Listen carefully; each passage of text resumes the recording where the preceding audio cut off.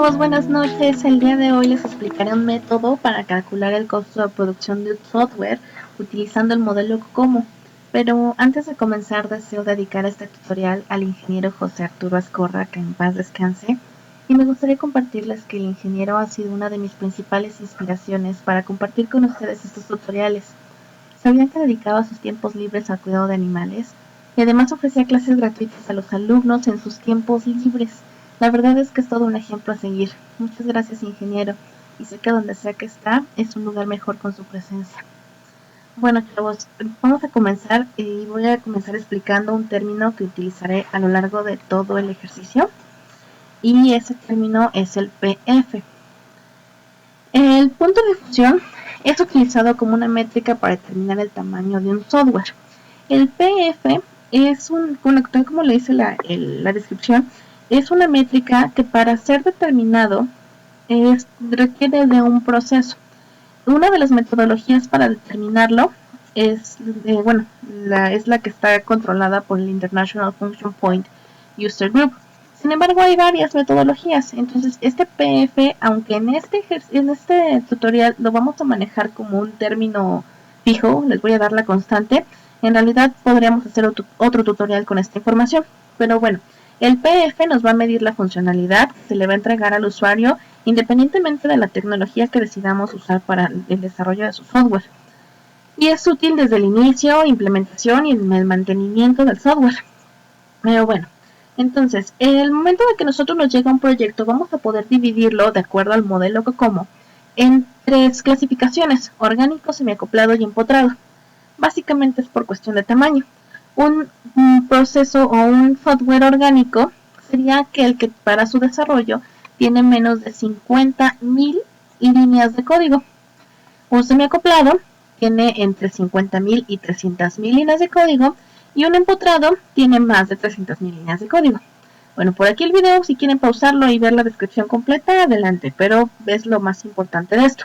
Entonces, de acuerdo a la especificación, usaremos estos valores para estas variables.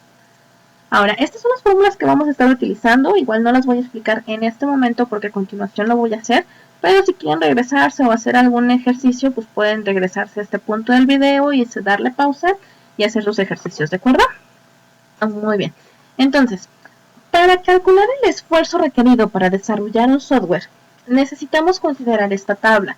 Esta tabla es definida en el proceso COCOMO y nos determina un factor, el cual depende del lenguaje que vamos a utilizar para desarrollar nuestro proyecto. Entonces, les comentaba que yo les iba a dar el PF como valor fijo, y para este software que nos pide el cliente es de 261.36. Entonces, para determinar el esfuerzo, para determinar las miles de líneas de código, vamos a usar primero el punto de fusión multiplicado por las líneas de código dividido entre 1000. ¿Qué quiere decir? El punto de fusión, 261 por 32, que es el factor que depende de nuestro lenguaje, entre 1000, y nos da un 8.363 mil líneas de código. Dado que es menor a 50.000 líneas de código, vamos a usar el orgánico, y estos serían los valores que utilizamos, que sería para A 3.2, para E 1.5. Entonces, ahora sí, nuestro esfuerzo está dado por A, que sería 3.2, multiplicado por nuestras líneas de código a la E 1.05. Pero nos falta algo de la ecuación, que es un PHAE. ¿Qué va a ser el PHAE? Pues resulta que hay una tabla que define el modelo COCOMO que determina 15 factores principales que determinan el costo de nuestro software. Si quieren pausarlo igual para que chequen todos, pero de momento les voy a dar los que están en verde como los requisitos para este ejercicio. ¿Qué quiere decir? Vamos a hacer nada más uno o dos. Si nuestra experiencia en el lenguaje de programación es alto, entonces vamos a tomar este factor. Si la capacidad de nuestros programadores es muy alto, tomamos este. Si la capacidad de los programadores es muy bajo, vamos a tomar este. ¿Sí? Más o menos para que se entienda. Entonces, bueno, estos valores los vamos a determinar al momento de que iniciamos el proceso de desarrollo, cuando empezamos a analizar cómo será nuestro software. Entonces, ¿qué nos dice la PHAE? ¿Cómo se calcula PHAE? PHAE nos va a multiplicar cada uno de esos factores. Entonces es 1.15 por 1 por 0.85, 1.11. Nota importante: todos los factores, todos los 15 factores tienen que estar considerados. Si por ejemplo tienes un tamaño de la base de datos muy bajo, no se puede. Tienes que considerar mínimo, bajo o muy alto. Extra alto no, es bajo o muy alto, pero sí tiene que estar contemplado algo. Entonces aquí a fuerza tenemos que tener 15 factores. Y la multiplicación de ellos resulta que nos da un factor de 0.53. Ahora, recordemos que teníamos la ecuación de A por las miles de líneas de código a la E por ese factor phi.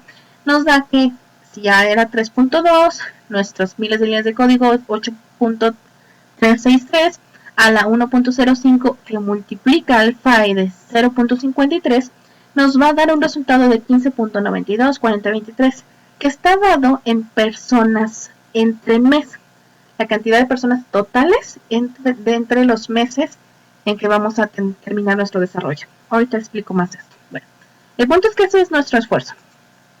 Ahora, el cálculo del tiempo para desarrollar nuestro software va a estar dado con esta fórmula que nos dice que es la variable C de la primera tabla, multiplicado por el esfuerzo, que es lo que acabamos de calcular aquí atrás, a la D, que es también otra constante de nuestra tabla. Entonces ya teníamos estos datos de de miles de líneas de código, que si estas miles de líneas de código lo multiplicamos por 1000, estas son las líneas de código. ¿Sí? Entonces tenemos 8363 líneas de código, nuestro factor phi, los valores que tomamos de acuerdo a si es orgánico, porque es orgánico, y lo que nos acaba de traer la fórmula anterior de 15. Entonces al sustituir nos queda 2.5, que equivale a C, por el 15.924023, que equivale al esfuerzo, a la D, que es el 0.38, entonces nos va a dar un tiempo de desarrollo de 7.1568 meses. Ahora, sí, no es muy conveniente manejar decimales, pero en este momento tampoco es conveniente redondear todavía. Sí se va a redondear, pero todavía no. Ahorita explicamos hasta qué punto redondeamos. Continuamos. Otros cálculos que podemos sacar con estos factores son la productividad. La productividad nos va a decir, bueno, cuántas líneas de código entre cuántas personas. Entonces, si tienes 8.363 y vas a necesitar 15.9 personas, pues se esperaría que cada persona esté realizando 525 líneas de código. Y el personal promedio que vamos a utilizar es, bueno, si tienes 15.92 personas que necesitas en total para desarrollar todo el proyecto y tienes un tiempo de 7 meses, 7.15 meses. Quiere decir que cada mes vas a ocupar alrededor de 2.22 personas. ¿De acuerdo? Entonces, pueden ser las mismas personas también, nada más este es un factor con respecto al esfuerzo que vas a necesitar en total. ¿Ok? ¿Qué conclusión tenemos de esto? Bueno, según estas cifras, que son estas, tenemos 2.22 personas, pero como no podemos tener 0.2 de persona, tenemos que redondear. Sin embargo, si tú no redondeas hacia abajo, que es lo que nos dice la matemática, te va a faltar gente para desarrollar. Entonces siempre redondeamos hacia arriba y nos da 3 personas. Ahora, como ya tienes más personas de las requeridas, aunque nuestro tiempo es de 7.15, podemos redondear hacia abajo porque tienes un poco más de lo requerido, ¿de acuerdo? Sin embargo, hay otro requisito de este software y es que dice, ¿sabes qué? Sí, está bien, pero el cliente nos dice que no te va a esperar 7 meses para que desarrolles. Él quiere que le termines en 3 meses. Pues, ¿qué vamos a hacer?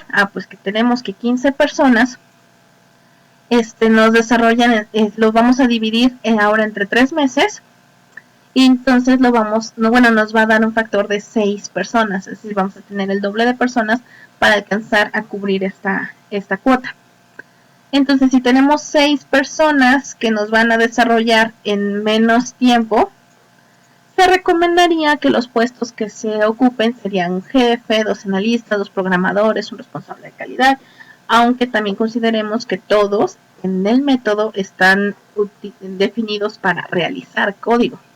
Entonces, para que no se dejen guiar tanto por esta definición, porque por ejemplo aquí el jefe a lo mejor se esperaría que no metan líneas de código. Entonces esas líneas de código se les darían a estos de acá, tendrían más trabajo. Entonces, bueno, esto nada más es algo supuesto. ¿Ok?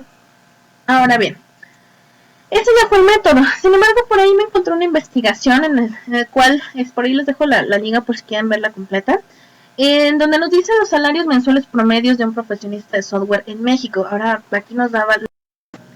Sé que no es muy actual, sin embargo, sí es una referencia en la cual podemos determinar los costos para un desarrollador con respecto a sueldos, en los cuales, bueno, lo importante es darles a conocer los factores que tenemos que determinar para calcular un salario.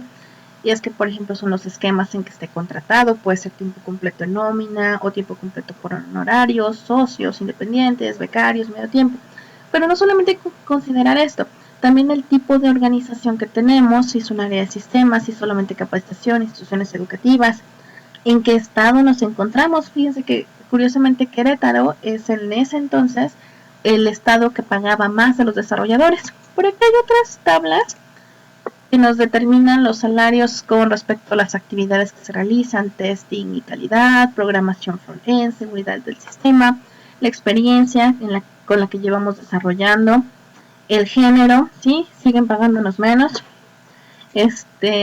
los lenguajes en el que estamos desarrollando, la base de datos, las plataformas en que se van a desarrollar para Android, para mainframes, Java, pero también las certificaciones que tengamos. IBM, si tenemos una certificación IBM, pues bueno, podemos ser mejor evaluados con respecto a salarios.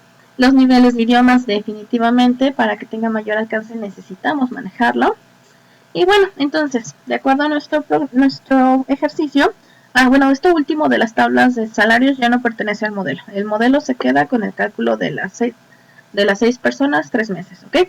Pero bueno, quería complementarlo con esta investigación, en el cual, bueno, la investigación nos arrojaba un promedio de 25,049 pesos mexicanos como sueldo mensual para el profesionista. Entonces, si se les paga eso a 6 personas durante 3 meses, se estaría generando un costo de producción del software de 450,882 solo en costos de producción, porque recuerden que si deciden hacer un negocio referente a esto, pues bueno, vamos a tener que considerar otros gastos, por ejemplo, impuestos. Pero bueno, tal vez hagamos otro tutorial más adelante acerca de otro tipo de gastos que se generan al momento de tener un negocio. Bueno, ¿qué tenemos que concluir de la metodología? La metodología es un parámetro en el cual nosotros vamos a poder evaluar los proyectos. Sin embargo, como pueden ver, por ejemplo, en el análisis de la tabla, pues sí es muy subjetivo. Yo creo que mis programadores son muy buenos, o no son tan buenos, o etcétera. Entonces, bueno, a lo mejor no es así como un valor exacto, pero sí nos puede servir bastante al momento de, como les comentaba, dar una referencia, y más que referencia, una justificación para nuestros costos cuando ustedes desean meter su proyecto a algún financiamiento. Entonces, pues bueno, pueden basarse en esta metodología. Les voy a dejar por ahí un archivo en la liga, en los comentarios de este archivo, si quieren descargarlo, en el cual hice una simulación de 3 proyectos diferentes, uno desarrollado en C, otro en Prolog, otro en SQL, con la finalidad de que sea un orgánico, un semiacoplado y un empotrado. De igual manera les dejo los PDFs, por aquí están las fórmulas, si quieren verlas, si quieren editarlos, si quieren usarlo como referencia, adelante. Pues bueno, ya saben que espero sus comentarios, cualquier duda estoy para servirles. Espero que tengan un bonito fin de semana y bueno, pues creo que ya es todo. Hasta pronto, bye bye.